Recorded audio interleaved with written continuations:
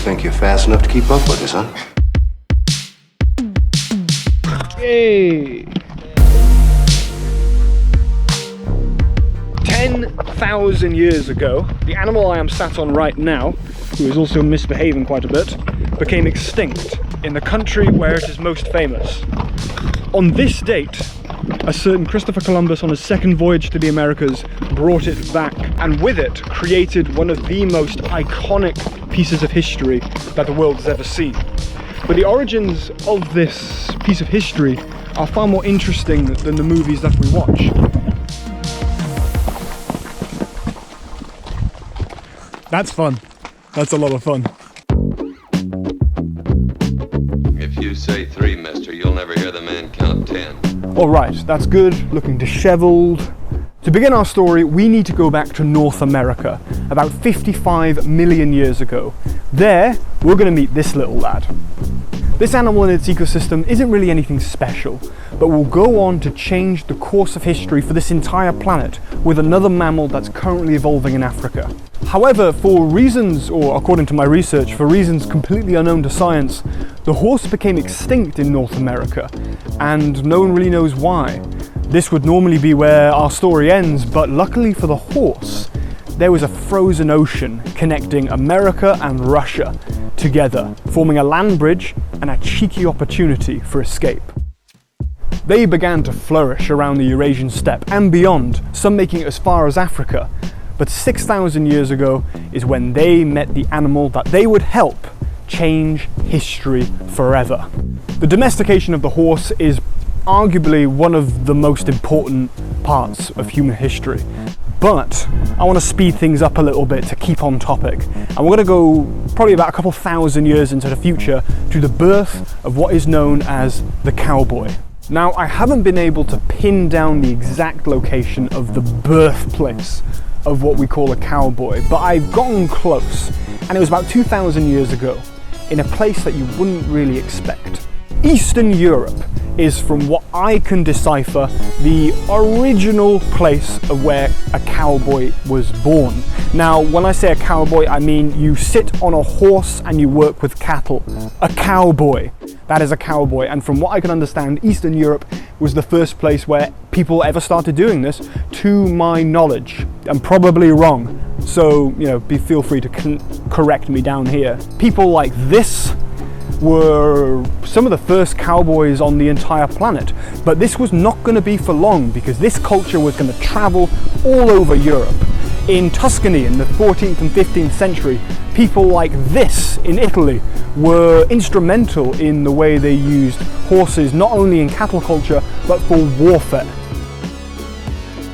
Libby, if you get crossways of me and you'll think 1,000 of brick have fell on you. Feeling sugar like a kid.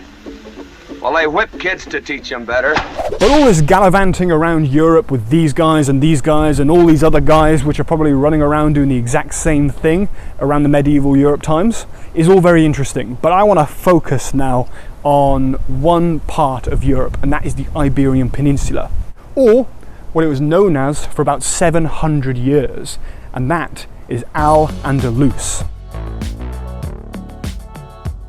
So the Moorish Empire controlled this land for a very long time, bringing all sorts of traditional Arabian horse culture with them, such as a shorter stirrup, a solid treed saddle, and the use of spurs. All of this, from my research, can be dated back to the days of the Persian Empire. But eventually, the Catholic kings would reconquer the peninsula from the Moorish Empire. So now we have a strange predicament. We have European cattle ranching culture clashing with imperial Islamic horse riding culture, all kind of mixing together in this peninsular soup that we call Spain and Portugal, all getting ready for this cheeky little guy to send it off to North America. Creating the cultures of the gauchos, the Bacay, these guys, and eventually what we call the cowboy. Well, you're gonna pull those pistols and whistle Dixie. However, the strangest thing that I found when reading about these cultures and reading about this history of the cowboy is that there was never a full stop when it came to the history of a cowboy. There was never an end. So the history of humans and horses goes back thousands of years. That iconic Western image that we see is just a shadow of the true culture that surrounds the relationship between humans and horses. But the part that I find most interesting is that the... Whoa! Lass! Come! Good girl! The true interpretation of what we would say is a cowboy is not history. It is something which people still practice to this very day. People still practice cowboy culture in the traditional sense of the word. They practice it in Argentina, they practice it in Mexico, and very, very interestingly, there is an event that takes place in this town with this name that I cannot pronounce. And that is something that we are going to be seeing right now to show you how alive and well cowboy culture is all over the world.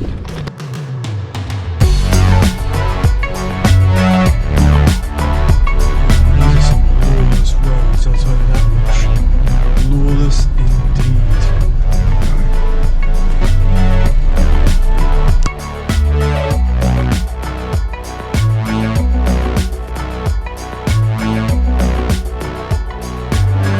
This is very weird. Yeah, this is like a strange time capsule of a town. There's no roads. Driving in here is an absolute nightmare, and it's just capturing my imagination soulfully.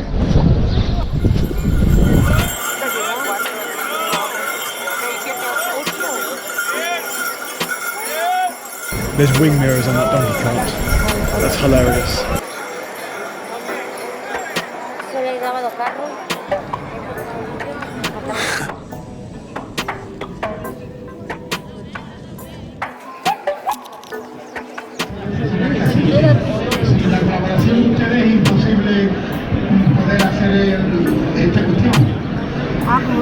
Okay, I think something's happening.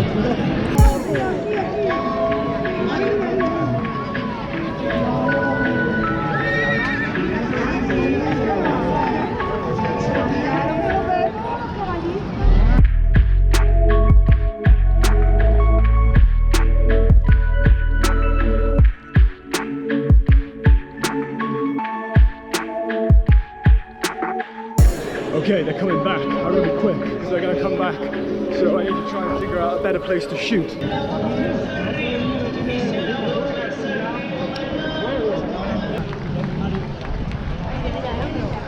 That is insane.